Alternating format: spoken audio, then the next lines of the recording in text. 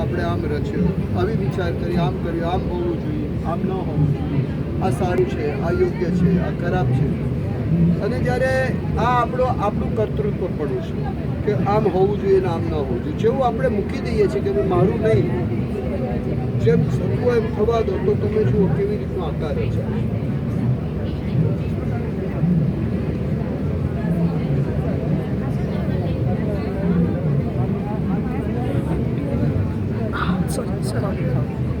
એક બહુ જ વ્યવસ્થિત આકાર રચાવાની શરૂઆત થઈ ગઈ છે.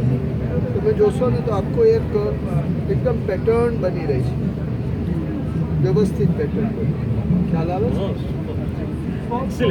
જેવું આપણે આગ્રહ મૂકી દઈએ છીએ અને પ્રકૃતિને છોડી દઈએ છીએ, પ્રકૃતિને કાર્ય કરવા દઈએ છીએ, તો પ્રકૃતિ આપમેળે સુંદર કાર્ય કરે છે. હવે પહેલાં આમ ફરતું હતું, હવે આમ ફરવા માંડ્યું. ક્લોકવાઇઝ હતું, હવે એન્ટી ક્લોકવાઇઝ થઈ ગયું. જુઓ, આપણે જીવનની અંદર આગ્રહ કરવો મૂકી દેવો જોઈએ. દઈએ છીએ તો સુંદરતા સર્જાય છે. એક રેતી અને લોલક, પ્લાસ્ટિકનું કાંઈ જેમાં જીવ નથી, ચૈતન્ય નથી, પોતાના મનથી નથી કરતો, એની જાતે જ આ ચાલતા આવી રીતે આકાર બને છે. જો એ આટલી સુંદરતા રચી શકે તો આપણે ચૈતન્ય વિચાર કરવા પદાર્થ આવી રીતે સુંદરતા રચી શકે છે, તો આપણે કેટલી સુંદરતા જગતમાં રચી.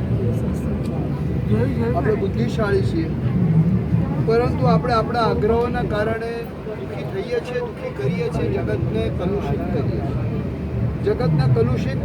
જગત કલુષિત છે એટલે આપણે ખરાબ છીએ એમ નથી. આપણે અયોગ્ય છીએ અને આપણા મનની અંદર અભાવ છે એટલે જગત ખરાબ છે એમ સમજવાનું છે. આ એ બતાવે છે તમારી સામે છે કે જ્યારે પોતે આકાર રચેલો, આ નીચેના આકારો એ આપણે પોતે રચેલા છે, અને આ એની જાતે જ્યારે ચાલે છે ત્યારે કેટલી સુંદરતા સર્જાય છે.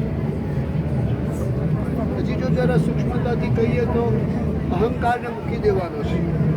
અહંકારને મૂકી દઈને અરહંકાર, એટલે હે પ્રભુ તારી ધારા પ્રમાણે થાવ, મારી ઈચ્છા પ્રમાણે નહીં.